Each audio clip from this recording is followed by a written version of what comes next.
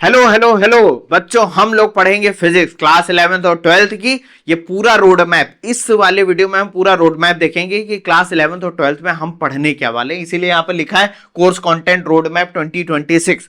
Welcome to Idiot Atom. अब सबसे पहला क्वेश्चन आना चाहिए, भाई इडियट एटम क्यों? हमें इडियट कह रहे हैं या खुद को इडियट कह रहे हैं? देखो यहाँ किसी को कोई इडियट नहीं कह रहा। ये नाम क्यों पड़ा है इस पर भी आ जाता है। पहले नाम ईथर था जो कि चेंज होकर इडियट एटम रखा गया, बहुत सोच विचार के। अब देखो इसके पीछे की कहानी क्या है। इतिहास को उठाकर देख लो, टॉलमी से लेकर आप Newton, Einstein, even Richard Feynman, जो भी अभी तक के साइंटिस्ट हैं, जितने भी जीनियस लोग हुए हैं उनको दुनिया ने शुरुआत में इडियट ही बोला है। अब वो इडियट इसलिए नहीं बोले गए हैं क्योंकि बचपन से ही सब समझते थे कि वो इडियट हैं।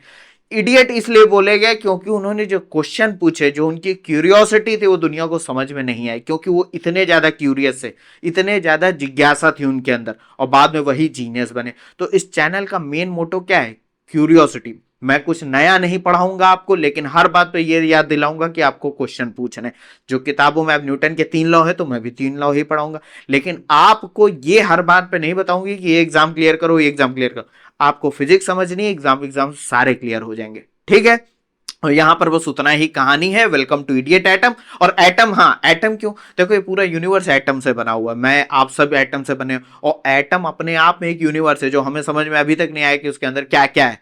तो हम और आप क्या है? क्यूरियस एटम्स हैं, ठीक है, इडियट एटम्स ऐसा बोल सकते हो। अगर हमारी क्यूरियोसिटी हमें इडियट कहला रही है तो कोई प्रॉब्लम नहीं है इसमें।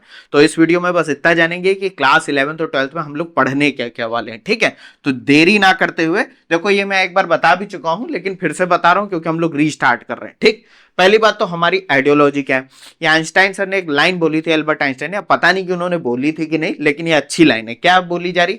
If you can't explain it to a 6 year old you don't understand it yourself. इसका मतलब क्या है कि भाई अगर आप कुछ भी समझ गए हो, आपको लगता है आप समझ गए हो, लेकिन अगर आप 6 साल के बच्चे को नहीं समझा पा रहे हो तो ये कहते हैं कि आप खुद नहीं समझो। आप कहोगे सर क्वांटम फिजिक्स तो समझा नहीं देंगे उसको, तो क्या इसका मतलब हमें भी नहीं समझ में आई? बिल्कुल सही बात, हमें भी नहीं समझ में आई क्वांटम फिजिक्स एग्जैक्टली है क्या। लेकिन न्यूटन के 3 लॉ समझा सकते हो बहुत बेसिक लेवल पे, बिल्कुल समझा। मैं ये नहीं कह सकता हूं कि आप उसको इक्वेशन सॉल्व करना सिखा दोगे, लेकिन एक बेसिक फील तो दे सकते हो कि हाँ ये टॉपिक है। क्योंकि आपने देखा होगा जिन लोगों को कुछ चीजें नहीं पता होती है ना, वो बड़े बड़े टफ टफ वर्ड यूज करते हैं। होती वो बहुत सिंपल है, लेकिन आप उनसे पूछोगे क्योंकि वो समझा नहीं पा रहे हैं, क्योंकि वो खुद नहीं समझे, तो बहुत टफ टफ वर्ड यूज करेंगे। तो एक चीज आपको दिमाग में रखनी है कि कोई भी कॉम्प्लिकेटेड टॉपिक हो उसको तोड़ के जितना आसानी से समझ सकते हो आपको समझना है। इसका मतलब यहां पर ये, और ये नीचे क्या लिखा हुआ है?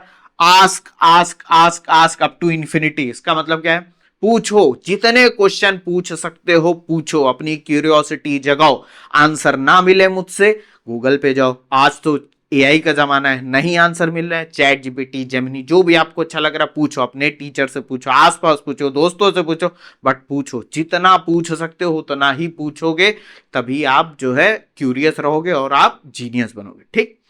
चलो आगे बढ़ते हैं। अब सबसे पहली बात कि हम लोगों ने ये साइंस और ये सब स्टार्ट कहां से हुआ था। पहली बात तो साइंस जो वर्ड है ये आया है लैटिन वर्ड सिंटिया से, जिसका मतलब होता है टू नो, जानना। देखो यहां नाम में ही जानना है। द संस्कृत वर्ड विज्ञान, ये जे लिखा है लेकिन इसको विज्ञान पढ़ते हैं, एंड द अरेबिक वर्ड इल्म कन्वे द मीनिंग नॉलेज, ठीक है। साइंस, आप कहोगे सर फिजिक्स पढ़ा रहे हो साइंस, देखो स्टार्ट करेंगे, अभी टॉपिक पढ़ रहे हैं। फिजिक्स क्या है, कैसे है, वो सब अगले लेक्चर में। अब बात आती है, बहुत सारी सिविलाइजेशंस ने इस पे कंट्रीब्यूट करा है। ऐसा नहीं है कि हजारों साल पहले। अच्छा ये कैसे स्टार्ट हुआ? अगर आप सोचो तो इसकी जर्नी ऐसा बोला जाता है स्टार्ट हुई जब पुराने इंसान 4000 5000 साल पहले उन्होंने जब ऊपर देखा होगा तो क्या देखा होगा? उन्होंने देखा कि तक कुछ कुछ चमक रहा है स्काई में, कुछ कुछ तो है जो हमें दिख रहा है लेकिन हम नहीं जानते क्या।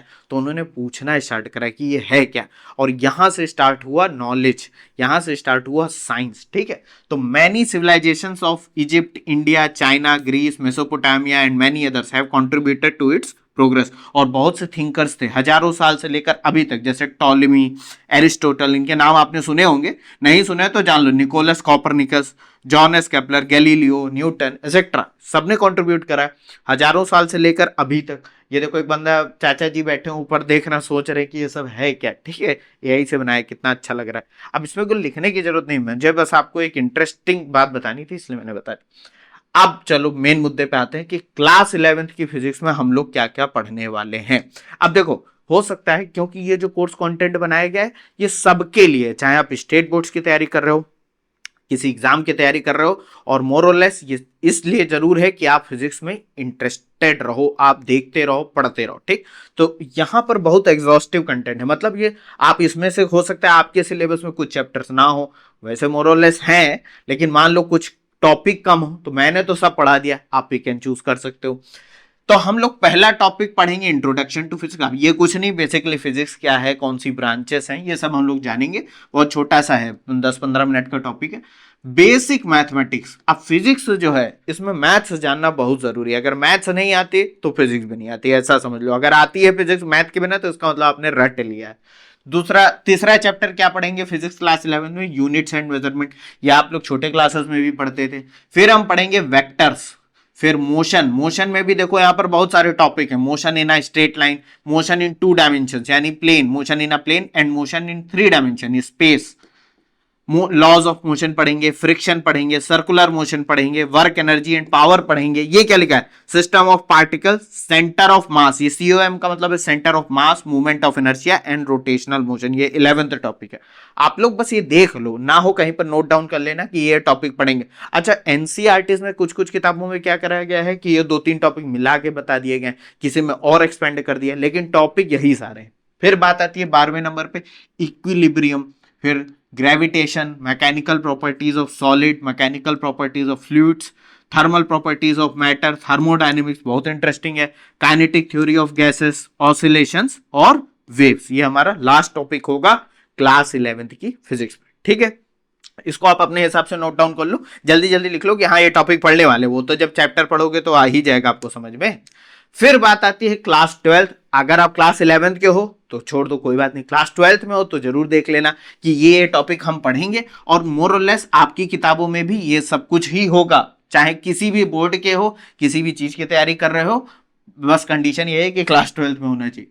पहला टॉपिक पढ़ने वाले हैं electric charges and electric fields, फिर है electric potential, capacitance, current, electricity and circuits, moving charges and magnetism, magnetism and matter, electromagnetic induction, EM oscillations, electromagnetic oscillations and alternating current. बहुत इंटरेस्टिंग है सारे टॉपिक, क्योंकि होता क्या है 12th क्लास की फिजिक्स ज्यादा दिखाई नहीं देती, 11th की फिजिक्स दिखती है। वो सब जब हम लोग बात करेंगे तो समझ जाओगे मैं क्या बोलूं, क्योंकि यहाँ पर इलेक्ट्रॉन, एटम, इन सब की बात होगी, वो तो नेकेड आई से दिख नहीं रहे।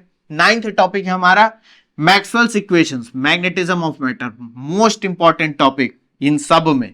फिर 10th है आपका इलेक्ट्रोमैग्नेटिक वेव्स, 11th है ray optics and optical instrument, फिर है wave optics, dual nature of radiation and matter, atoms, nuclear physics, और ये 16th, ये सब आपके एडवांस टॉपिक हैं। सेमीकंडक्टर इलेक्ट्रॉनिक्स, जिसमें material devices and simple circuit, ये सब पढ़ेंगे। तो ये है कोर्स कंटेंट आपका क्लास 12th का, आप लिख लेना, छोटे छोटे पॉइंट्स हैं, लिख लेना। इन सबको पढ़ेंगे चैप्टर वाइज, और हर एक चैप्टर में बहुत सारे वीडियो होंगे, और उस चैप्टर का एक रिवीजन वीडियो भी बनाऊंगा, ठीक है। चलो देख लो इसको। अब भाई ये हमारे प्यारे doctor APJ Abdul Kalam sir, इनकी एक ये जो बात है वो बहुत इंपॉर्टेंट है, और as a student, as a teacher, as a citizen of India और वर्ल्ड, ये हमें ध्यान रखना चाहिए। क्या इन्होंने क्या बोला, बहुत interesting, learning gives creativity, creativity leads to thinking, thinking provides knowledge, knowledge makes you great. कितनी बढ़िया बात है, इसको एक बार पॉज करके फिर से पढ़ लेना।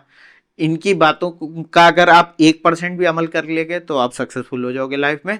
थैंक यू, मिलता हूं पहले चैप्टर के साथ, introduction to physics, next video में। Bye, see you next time.